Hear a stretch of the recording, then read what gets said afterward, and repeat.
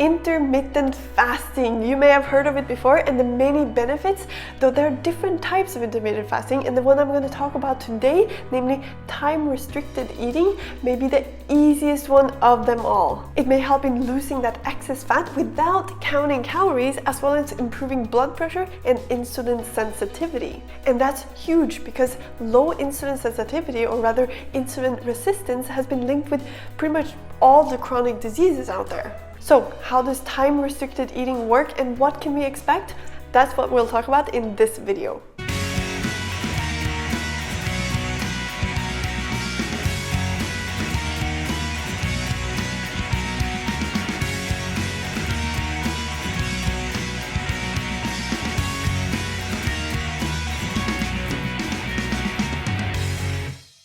Not everyone wants you to know the truth, so I'm here to expose the science and share practical tips on weight loss, fitness, and healthy lifestyle. It's simply put with no BS. Make sure you're subscribed. I'm Ingunn, the Norwegian Viking.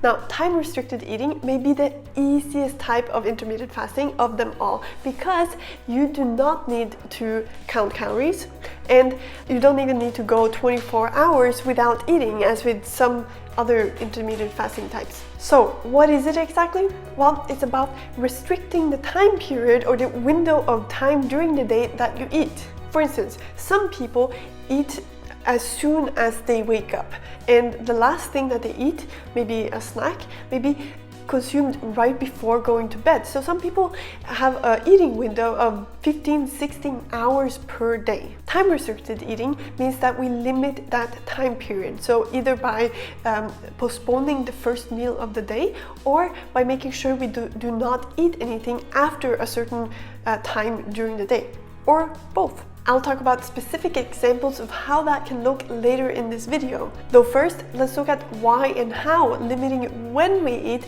may help us lose weight and even help with insulin sensitivity. There are two main reasons it may help with weight loss. Number one, we may naturally limit the amount of calories that we eat because there really is a limit to how much we want to consume in a short amount of time.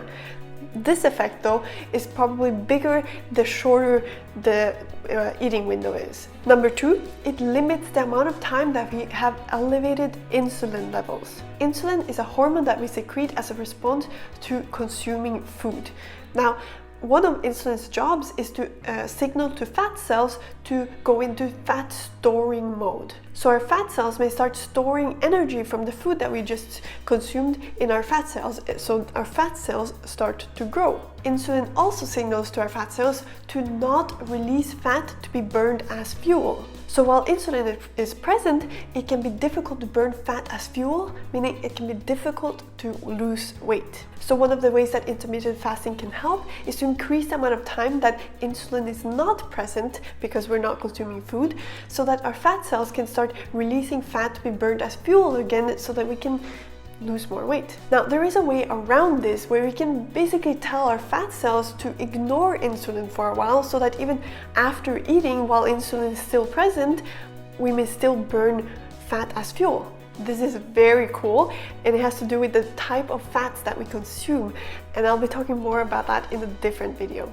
Now, back to intermittent fasting and specifically time-restricted eating. Now, I do want to mention that I do not think intermittent fasting is a good enough strategy for weight loss by itself, because what we eat can have a much greater impact than when we eat. For instance, satiety, whether or not we're in fat burning or fat storing mode. As mentioned earlier, it's not only about whether or not insulin is present, though that's one of the main benefits of intermittent fasting.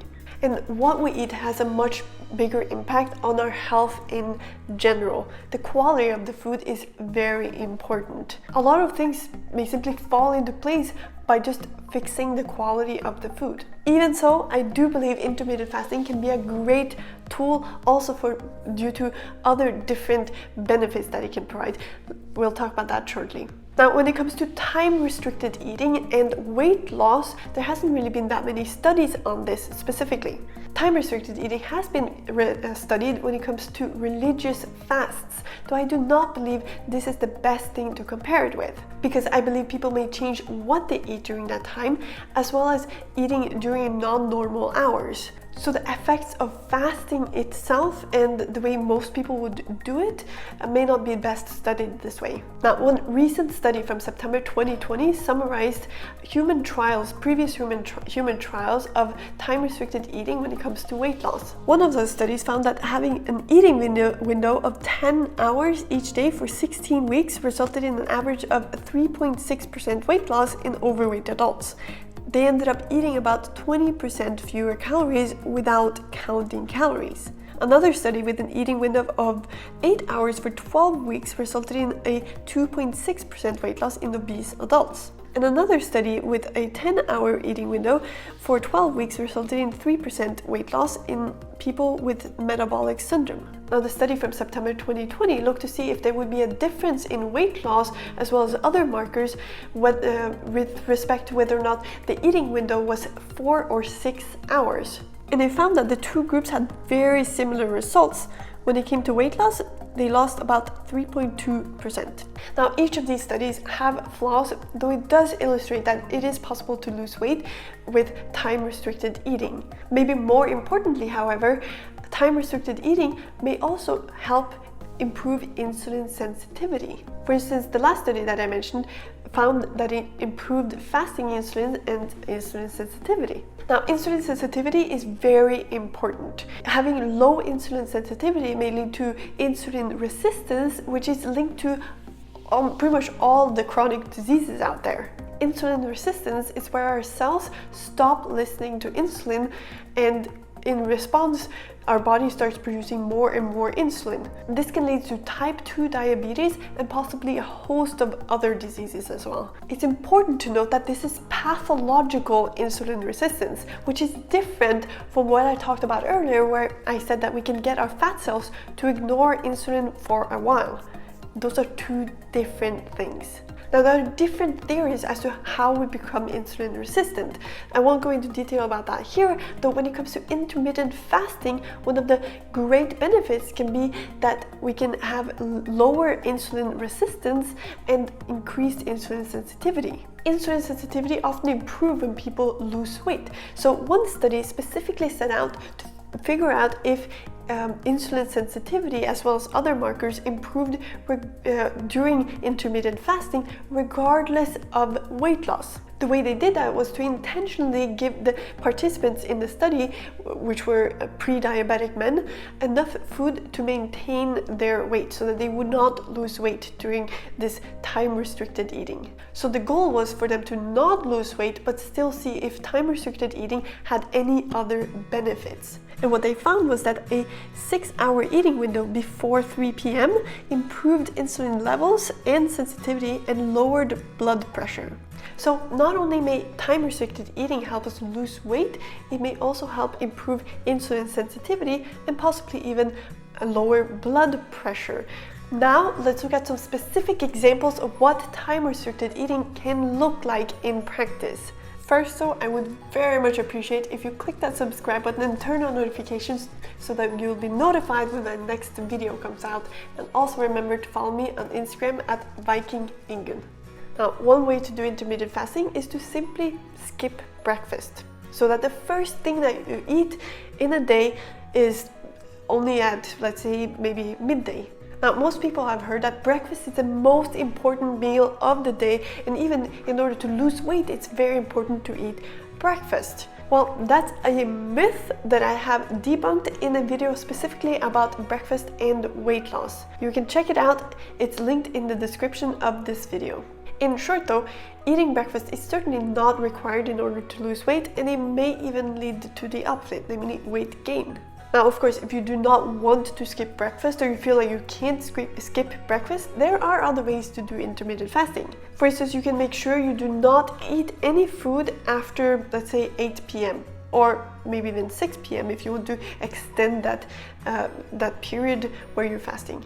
You can also specifically limit the eating window to, for instance, 8 hours. So for instance, you could eat only between 8 a.m. and 4 p.m. or maybe 10 a.m. and 6 p.m. or maybe noon to 8 p.m. This last one is my preferred time to do a 8-hour eating window. There's not really anything special about this time, though I personally find it quite easy to skip breakfast. I know that's not the case for everyone, but shortly I will share a trick with you as to how to possibly make it easier to skip meals in general. You could also do a eating window of let's say 6 hours, which could look something like eating from 8 a.m. to 2 p.m. or maybe from 1 p.m. to 7 p.m. In one of the studies that we talked about earlier, limiting the eating window to 4 hours didn't really seem to have any benefit over limiting it to 6 hours, and I personally don't think it's necessary to push it that much. It may be perfectly fine though to do it here and there, or maybe 1 day per week, for instance. Now, note that intermittent fasting is a tool that we can use both for weight loss and insulin sensitivity, though it does not need to be forever. We can test it out for a few weeks to see how it goes. Plus, we don't need to do it every day of the week either. Of course, if you want to test it out, you may want to do it every single day for a few weeks just to see how it goes, though afterwards you might not want to do it every single day. Now, what trick can we use to make skipping meals easier? Well, what we eat when we're not fasting has a lot to say about how soon after the meal we get hungry again.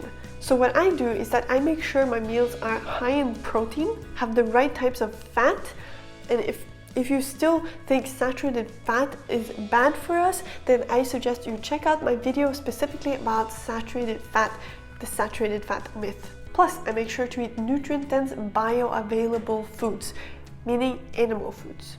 Now, intermittent fasting can take some time to get used to. You can think of it as a new habit that you need to get used to. Though it can have great benefits, and as mentioned, it doesn't need to be forever, and it doesn't need to be every day either. Now, if you're looking to lose weight, there are some very common mistakes people make that can make it so much more difficult to actually lose weight and reach your goals. To help you avoid those mistakes, I have made a free guide called Hack Your Way Out of 3 Weight Loss Mistakes Almost Everyone Makes. In the guide, I show how it's possible to lose weight while eating tasty food until you're full, and even burn more calories without exercising. Check it out, it's free and you can download it now at vikingingun.com. I hope you enjoyed this video. I would really appreciate a thumbs up, a heart, or a like depending on where you're watching from, and I'll see you in the next video.